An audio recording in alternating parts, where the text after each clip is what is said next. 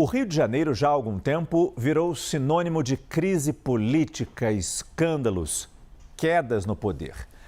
Nos últimos anos, o estado viu governadores serem presos, afastados, caçados e até alvos de impeachment. De Sérgio Cabral ao Wilson Witzel, a instabilidade passou a fazer parte da rotina do Palácio Guanabara. Agora, novos capítulos aumentam ainda mais a pressão sobre o tabuleiro político, como você vê na reportagem de Kleber Rodrigues, com produção de João Escavacim. Compreender o momento político do Rio de Janeiro é um exercício de memória. Por favor, queria saber quem é o governador do estado hoje. Eu acho que é o desembargador, né? Só me faltou o nome, mas eu sei que é o desembargador do estado. Quem que é o presidente da Alerj hoje? Da Alerj? Olha, me faltou a memória também. Não, nem tem interesse, porque a coisa tá tão ruim no Rio de Janeiro, não é verdade? Eu até sei, mas não quero nem falar o nome dele. Pior que eu não sei. Hoje é o Ricardo Couto. Que é? Ele é da Alerj. Era da Alerj. É o presidente do TJ. Isso, perdão, do TJ. A dúvida que ecoa nas ruas revela muito mais do que simples desinformação.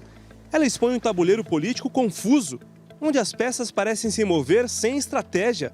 E como no xadrez, decisões mal calculadas podem custar caro. Passo a passo, o jogo avança para um possível colapso, onde o Estado corre o risco de terminar em xeque-mate. Além da crise envolvendo governadores e vice-governadores, o último presidente da Assembleia Legislativa foi recolhido preso, perdeu o mandato, foi, portanto, objeto de investigações também por crimes contra a administração e por crimes de outras naturezas, de modo que é preciso que o eleitor tenha consciência de constituir um bom poder legislativo, um bom poder executivo, porque se estamos à beira do abismo ou no abismo, é fundamental que o Rio de Janeiro saia dessa crise. Para encontrar a saída desse labirinto, é preciso entender os caminhos que levaram até aqui. Nas últimas 3 décadas, todos os governadores eleitos do Rio de Janeiro foram presos, caçados, sofreram impeachment ou ficaram inelegíveis. O caso mais recente é o de Cláudio Castro, que renunciou um dia antes de o TSE declará-lo inelegível, em um processo que investiga o uso da Fundação CEPERJ para fins eleitorais. Antes dele, Wilson Witzel se tornou o primeiro governador do Rio desde a redemocratização a sofrer impeachment, acusado de irregularidades no uso de recursos durante a pandemia. Luiz Fernando Pezão foi preso enquanto ainda estava no cargo. Ele foi denunciado na Operação Lava Jato, que já havia levado para a prisão o antecessor, Sérgio Cabral. Também foram presos em operações da Polícia Federal os ex-governadores Rosinha e Antony Garotinho, além de Moreira Franco, preso em uma investigação ligada à Lava Jato. O Rio de Janeiro vive um momento político muito delicado, tendo em vista o seu passado e esse risco de ter entrado numa espiral que é difícil de sair.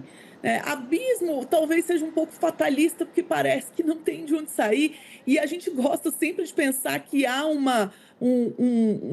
alguma saída possível. E para isso a gente depende de instituições fortalecidas, a gente depende que boas pessoas busquem exercer cargos políticos e acreditem na política, e a gente depende também que as pessoas tenham mais tolerância e conversem politicamente, desde o nível da sociedade até o nível do parlamento.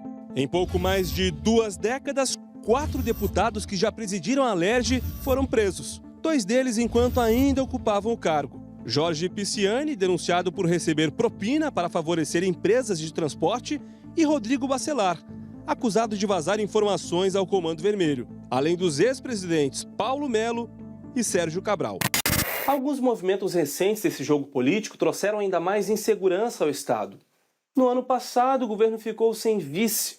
Tiago Pampolha renunciou ao cargo para assumir uma vaga no Tribunal de Contas do Estado.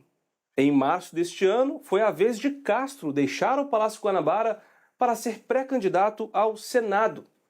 No dia seguinte, o então presidente da Alerj, Rodrigo Bacelar, teve o mandato cassado sob denúncias de abuso de poder político e econômico, e também ficou inelegível, assim como Castro. Decisões que desencadearam um efeito dominó. terceiro na linha de sucessão ao governo do Rio, o presidente do Tribunal de Justiça, Ricardo Couto, assumiu interinamente o Palácio Guanabara e coube ao Supremo Tribunal Federal definir as regras para o chamado mandato tampão. No dia 17 de abril, Douglas Ruas, do PL, foi eleito o novo presidente da Alerj e pediu ao STF autorização para assumir o Palácio Guanabara. Em decisão recente, o ministro Cristiano Zanin manteve o presidente do Tribunal de Justiça no cargo até que o plenário defina as regras da sucessão. Com plenos poderes, Couto promoveu mudanças, substituiu políticos por técnicos, demitiu presidentes de autarquias, exonerou mais de 1.000 cargos comissionados e determinou um pente fino em contratos e secretarias. Uma atuação no sentido de demitir tantos servidores de cargos de natureza especial me parece ser algo no sentido de evitar ser responsabilizado por atuações que não foram dele, a contratação, enfim. Mas isso, por outro lado, pode e costuma, quando a gente olha para a literatura de regulação dos órgãos de controle em outros lugares do Brasil, pode ter um impacto negativo em políticas públicas.